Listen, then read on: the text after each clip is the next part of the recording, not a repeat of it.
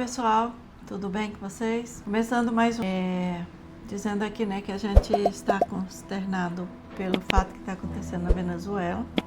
É uma tristeza muito grande, porque a gente precisa entender que as pessoas têm que ter empatia, né, sentir a dor do outro. E se a gente é cristão, principalmente, né, a gente sente na alma a dor daquelas famílias que estão perdendo milhares de vidas que estão indo embora e que agora talvez não esteja mais ninguém debaixo dos escombros que tem a vida.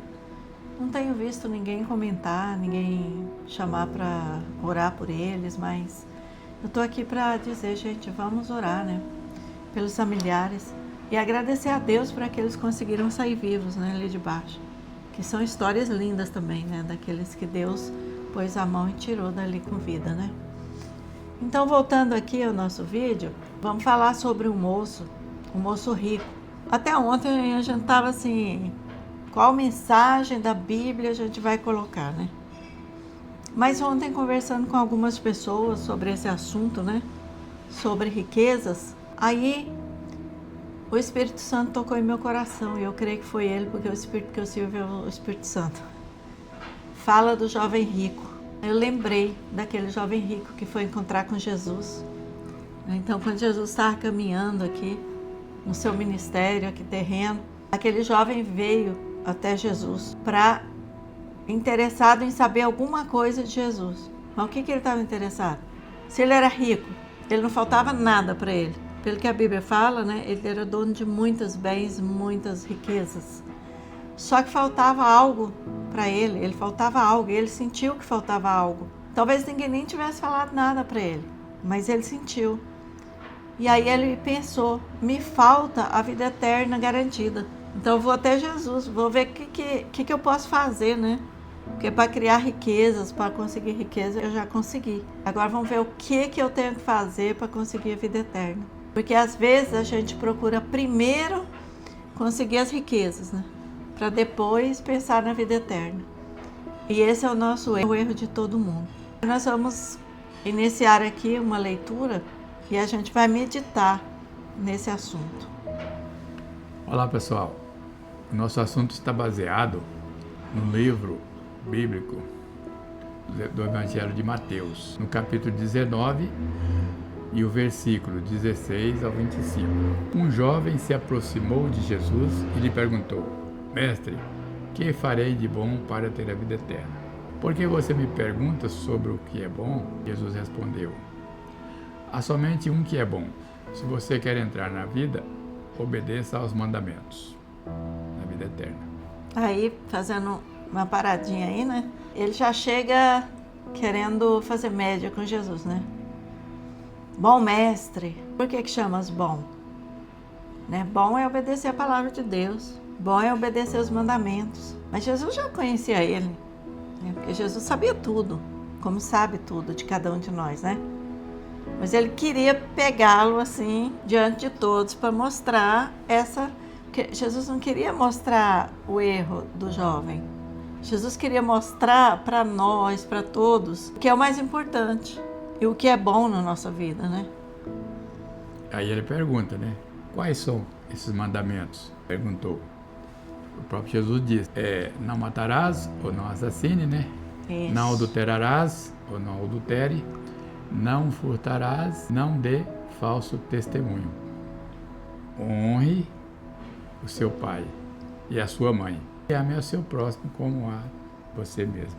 Ele falou ali de quê? Dos 10 mandamentos.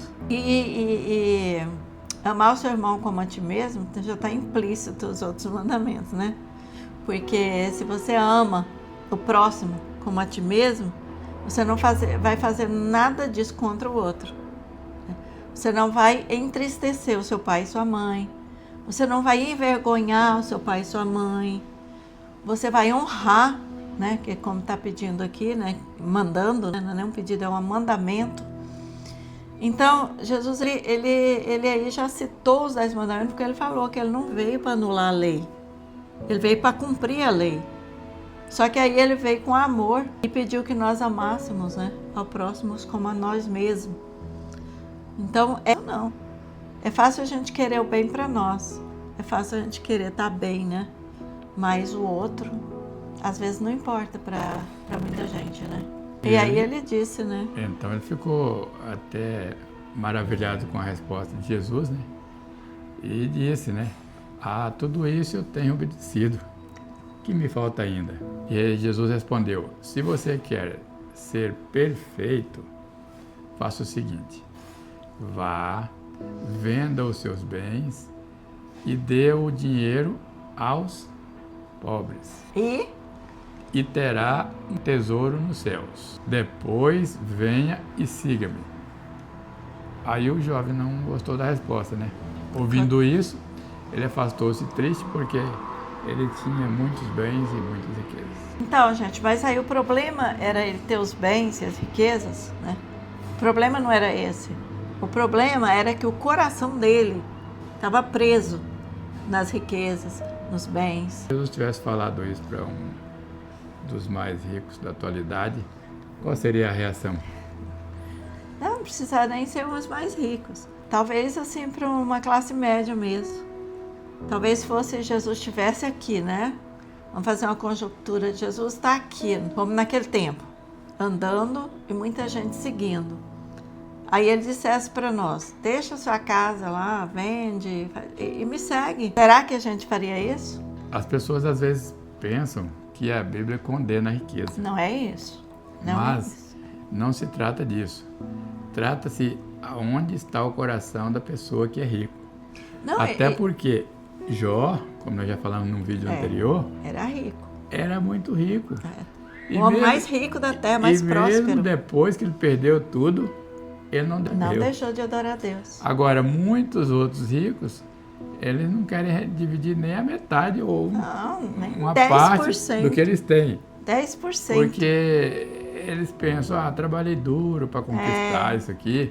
Por que agora eu vou ter que pegar isso aqui e dividir para quem não trabalhou? Ou para quem não esforçou o tanto que eu esforcei? Não estudou o tanto que eu estudei? Então esse é o pensamento lógico. Ninguém quer fazer isso. É um pensamento lógico. Ninguém quer fazer isso. Mas, porém, sobre outra ótica espiritual, o pensamento precisa ser mudado. E as pessoas não encaram dessa forma. Eles encaram apenas do lado material. Tem até um vídeo e não nosso. Discernem a parte espiritual. Tem até um vídeo nosso que fala sobre essa questão, né? Você tem que discernir o que Deus quer de você, não é do outro. Deus permitiu que o outro, muitas vezes, não chegasse até onde você chegou. E Deus permitiu isso, sabe para quê? Para você, para provar você, para ver se você vai falar mal do outro que não conseguiu, se você vai ajudar o outro que ainda não conseguiu, e você pode ajudá-lo a conseguir, né? Porque, na verdade, também não é sobre você pegar o que você tem e doar quem vai torrar também, vai jogar fora no vício, vai jogar fora, né, no pecado, no jogo. E você sabe que isso vai acontecer. É claro que você não vai, que você vai estar contribuindo para o pecado daquela pessoa. Deus que quer, às vezes ele permite essas coisas para a gente entender que, como diz outro vídeo que ele falou, pobres sempre tereis convosco.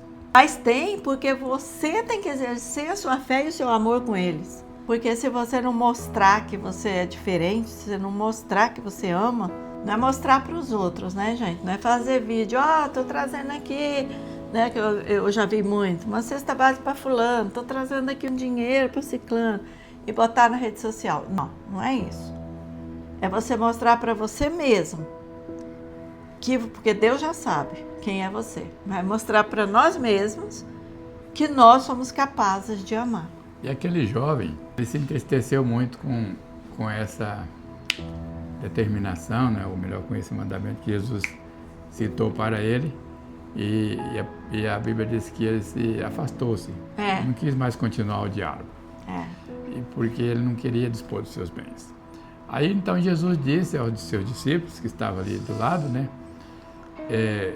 E disse: em verdade eu lhes digo que é difícil, o quanto é difícil a um rico entrar no reino dos céus.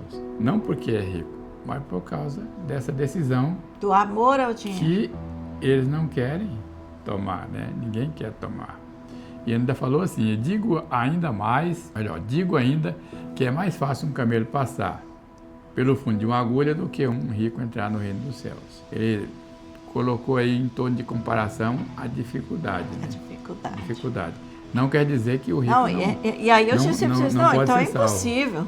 Né? O discípulo fala então, para ele, mas até nós não vamos ser salvos. É impossível. Deve ter perguntado. Né? Assim, um camelo nunca vai passar no fundo da agulha, isso é impossível. Mas é o que Jesus respondeu. O que não é possível ao homem é possível para Deus. Então, é um percentual muito pequeno, pelo que Jesus disse aqui, né? De pessoas que têm muitos bens e que herdarão a vida eterna.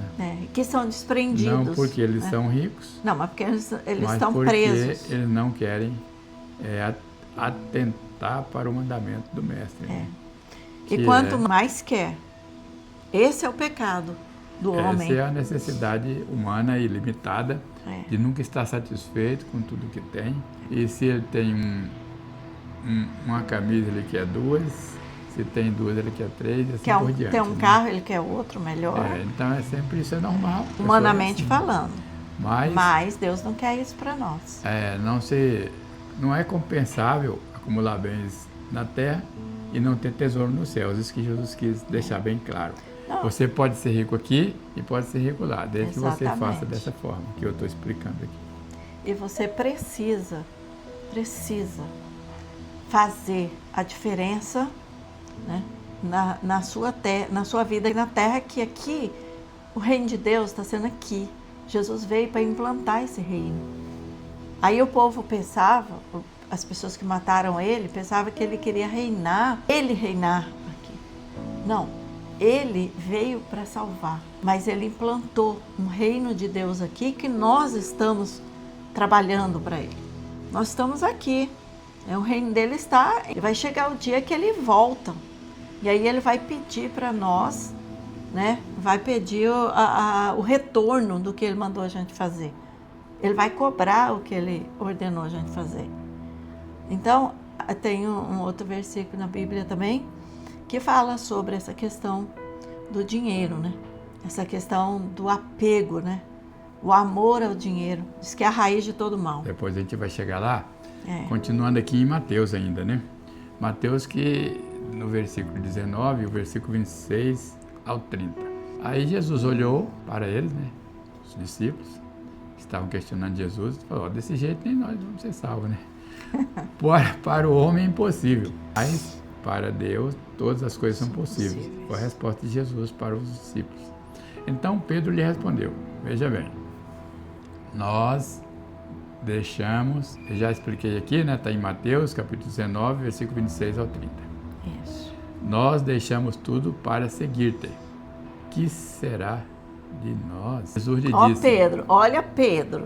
Pedro, antes de ser totalmente transformado, cheio do Espírito Santo, ele estava preocupado com o que ele ia ganhar por servir a Jesus. Aí Jesus disse, em verdade lhes digo, que quando o Filho do Homem se assentar no seu glorioso trono, na renovação de todas as coisas, vocês que me seguiram também se assentarão em 12 tronos para julgar as 12 tribos de Israel. Isso os discípulos, né? Estava falando os 12 discípulos que estavam ali. É a promessa de Deus para os seus discípulos. Porque quando morreu... Esse seria o prêmio, né, por seguir a Jesus. Quando Judas traiu Jesus, aquela história toda, e depois tirou a sua própria vida, veio mais um para substituir Judas. Então, continuaram 12. E todo aquele que tenha deixado a casa, irmãos, irmãs, pai, mãe, esposa, filhos ou campos, por causa do meu nome, receberá 100 vezes mais e herdará a vida eterna. Contudo, muitos primeiros serão últimos e os últimos serão os primeiros. Não significa que a pessoa vai abandonar a família, vai abandonar irmão, vai abandonar a esposa. Não. no sentido espiritual. Deixar Se espiritualmente. Aquela não pessoa acompanhar, né? não quer acompanhar, ele faça a sua parte. Isso. Não acompanhar o erro. Dessa forma, ele dará a vida eterna segundo a promessa do próprio Jesus. Né? Foi o que ele disse. Ó, por isso que tem muitos serão os primeiros e os últimos serão... os primeiros serão, né? E os últimos serão os primeiros. Poderão ser os Porque primeiros. às vezes aquele que ficou para trás, ele pode se arrepender também, né? E chegar no momento que ele entender a palavra, né? No momento que ele crê, ele poderá também ser salvo. Dando um bom exemplo aqui, tem pessoas, já aconteceu, eu conheço, né?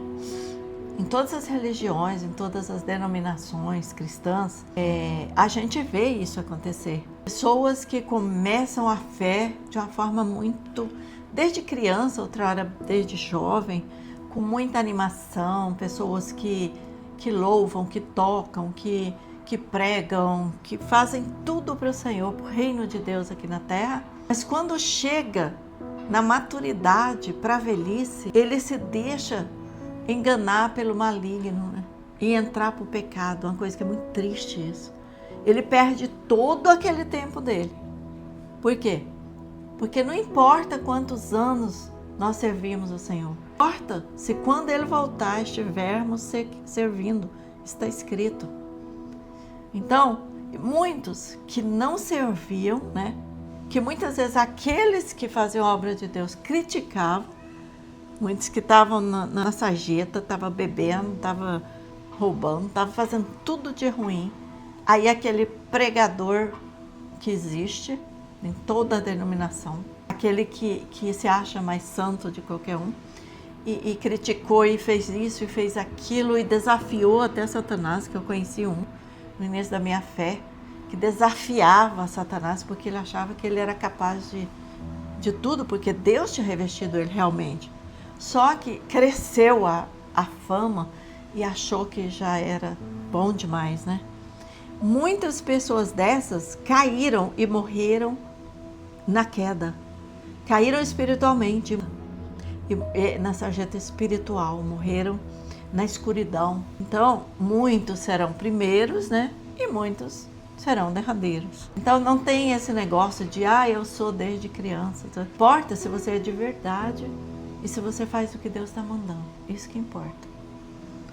O apóstolo Paulo, né? Também comentou sobre esse assunto com as pessoas que estavam junto dele, né? Ele tinha um jovem que estava preparando para enviá-lo para trabalhar na obra de Deus. Ele chamava Timóteo. E o livro bíblico, primeira carta a Timóteo, capítulo 6, versículo 17 ao 19, tem essas recomendações do pastor Timóteo. De Paulo. Aqui é de Paulo a Timóteo. Paulo a Timóteo. Né? Dizendo, ordene aos ricos deste mundo que não sejam arrogantes, nem ponham a esperança na incerteza da riqueza, mas em Deus, que de tudo nos provê generosamente para a nossa satisfação.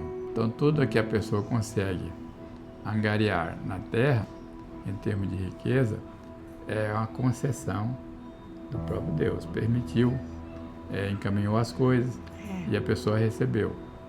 Mesmo que muitos até não conhecem Jesus como Salvador, mas como o sol nasce para todos, nasce para quem conhece, e para quem não conhece, todos têm chance de serem prósperos. E tem muita gente que ele não tem fé para ser salvo.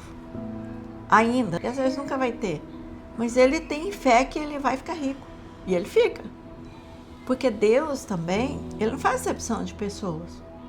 Se a pessoa acredita em uma coisa, e isso eu não estou falando da salvação, tá, gente? Que estou falando já da parte material. Se a pessoa acredita que ele é capaz de alguma coisa, e ele esforça, e ele busca aquilo, Deus não vai tirar aquilo dele. Deus vai deixar ele prosperar. Agora, cabe a ele, depois que prosperar, dizer, não, mas eu devo isso a Deus. Né? Muitos caem em si e falam, tudo que eu tenho eu devo a Deus. Então, eu vou ajudar. Aí muitos procuram, né, casas de caridade, para você prestar caridade, né, casas de apoio, casa disso, casa daquilo, para estar ajudando, muitos para aparecer, mas muitos por reconhecimento, né, de que Deus deu muito para ele, então que ele não precisa de tudo aquilo. Porque a Bíblia tem um versículo também que diz assim, né? Estejais vós satisfeitos, né, com, se você tem uma casa para morar, né, um lugar para ficar bom, um conforto, e você tem a roupa para vestir, lá no versículo diz, né, você tem o que se alimentar, você leva uma vida boa, estejais com isso satisfeitos, porque você não vai levar nada daqui, né? O caixão não tem gaveta, mesmo que tivesse, ia ficar lá no cemitério para o povo ir lá roubar. Você não pode levar. Então, não adianta nada a pessoa ter riquezas e ser pobre com Deus, né? Espiritualmente pobre e miserável, arrogante, avarento, porque tem gente que tem, né, um monte de bens e riqueza e tudo, mas ele, até com ele mesmo, ele é avarento, né? Ele se priva de uma boa alimentação, ele se priva de um tratamento médico que ele precisa, caro. Não, ele tem, a mão fechada. Por quê? Porque ele quer ter só bens e coisas caras para ostentar para os outros. Não é para o seu próprio conforto, né? Então Paulo recomendou bem a Timóteo para que falasse com as pessoas que ele estava pastoreando, para não se prenderem na incerteza da riqueza. E no versículo 18 diz: ordene-lhes que pratiquem o bem, sejam ricos em boas obras, generosos e prontos a repartir. E dessa forma eles entesourarão para si mesmos um bom fundamento para a era por vir, de modo que se envolvam com o que diz respeito à verdadeira vida. E essa foi a recomendação. Até porque nós temos outro versículo, né, que diz, Jesus afirma, né, que qualquer pessoa que der pelo menos um copo d'água a um sedento que passa na porta dele, é como se ele estivesse fazendo para o próprio Jesus. E é verdade. E, gente, olha, o que eu acabei de dizer agora há pouco. Às vezes você vê uma pessoa lá na sarjeta, bêbado, né? Usando drogas. E aí você fala, nem olha para ele, não dá atenção. Porque às vezes ele está ali porque ele caiu, mas ele não achou ninguém para levantar ele. Então, não é só ajudar financeiramente, né? Quantas pessoas eu conheço, graças a Deus, né, servos de Deus, que eu queria ter um grupo que fizesse isso. Eu já vou deixar claro aqui, se tiver um grupo aqui próximo da nossa, né, na nossa cidade, da nossa igreja, porque eu não sei, não conheço ainda.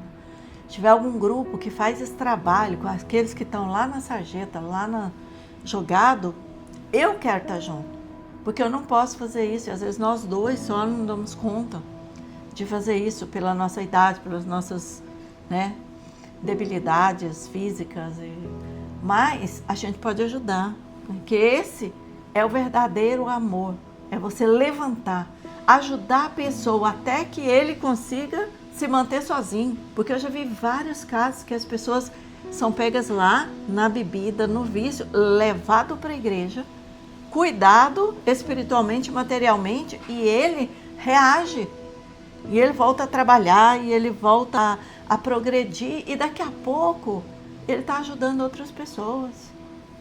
Então, nada é impossível também para Deus. Então fiquemos com esta palavra, né? Com esses ensinamentos do próprio Jesus, e nos veremos na próxima semana. Fiquem com Deus. Tchau, gente. Até o próximo vídeo.